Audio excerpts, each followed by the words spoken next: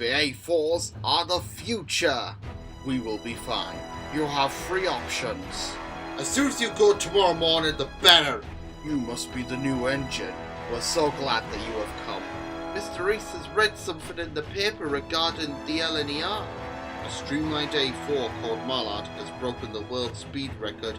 Oh, Globbits, now we really are in trouble. I can really see how you work with trucks on the LNER. I was taking my crew to oblivion.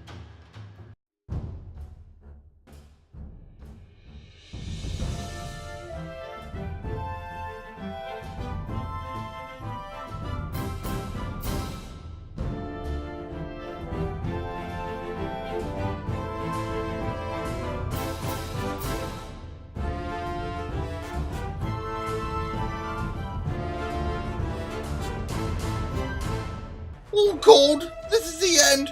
Reg, if you survive, tell me wife I bleeding love her. Now don't panic, Paul. We'll think of something. We were going faster and faster. Then it happened. Did you crash? No. But before I did, something extraordinary happened. I hit something that wasn't there. Bleeding hell! Now what's going on? I'm not sure. I can hear wheels scraping the tracks, but mine are still spinning out of control. We must have hit something. But what? There's nothing that's bleeding behind us. My driver was right on nothing being there, but I could feel something that was trying to slow me down. And not only that, but I could also feel the presence of another engine, and yet I was the only one in the area at the time. Eventually, my mysterious saviour had to admit defeat, as the unfortunate factory that I would be crashing into got closer. Oh, Globbits!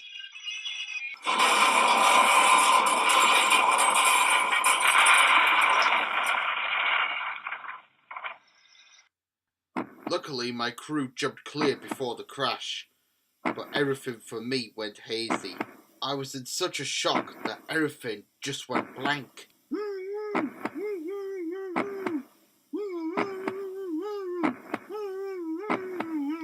Eventually, I snapped out of my trance and realised that 2 men of the factory were shouting at me. What the hell do you think you're playing at? You clumsy great engine! Look at all the damage that you have caused! The trucks laughed, and I felt foolish. Oh, Globbits, I hate trucks. Soon Mr. Reese was informed about the accident, and he came with Arthur and Hannah.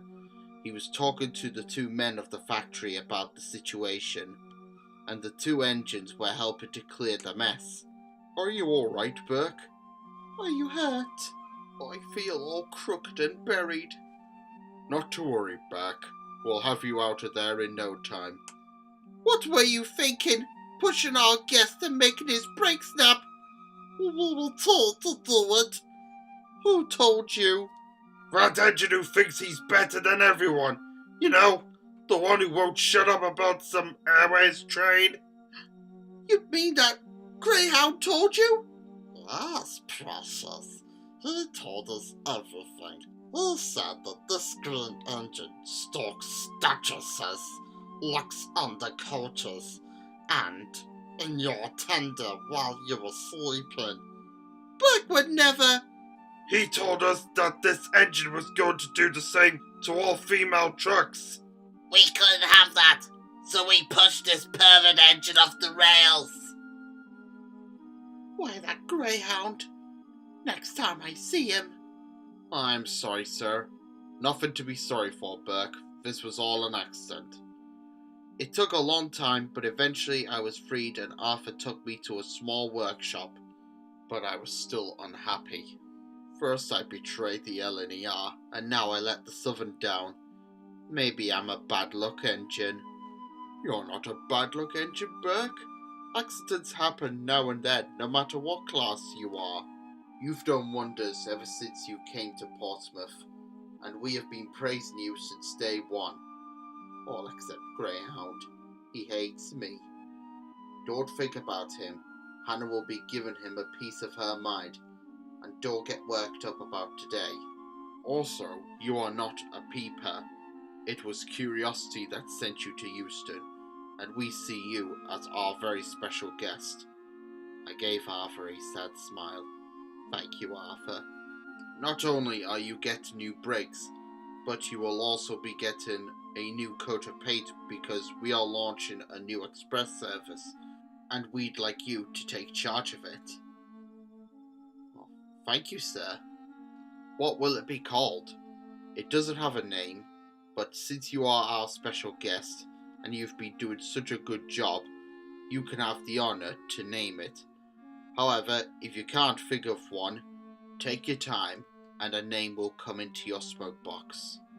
Arthur and Mr. Reese stayed with me for a while, and before leaving for the night, they informed me that Hannah would be coming to see me in the morning.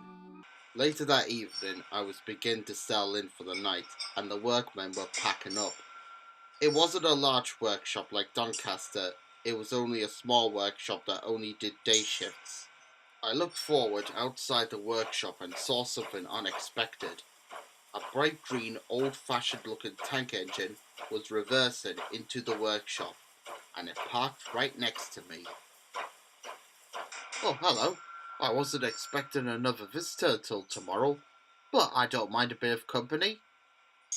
The engine said nothing. However, I noticed that he looked absolutely pale, and the workshop felt cold. In fact, the engine himself looked as if he was staring at nothing. Are you alright? Perfect. If you don't mind me asking, but what are you in for? I'm sorry for your accident, Burke. Wait. I've seen some engines like you, and I haven't spoken to any of them, and this is my first time seeing you. How do you know my name? I too work in Portsmouth, but in a different location. I have been seeing you a lot, like I see a lot of Hannah, Stepney, and Arthur. D11 director from the London and North Eastern Railway of great central origins. Did the engines tell you about me? You know me, but I don't know you. Who are you?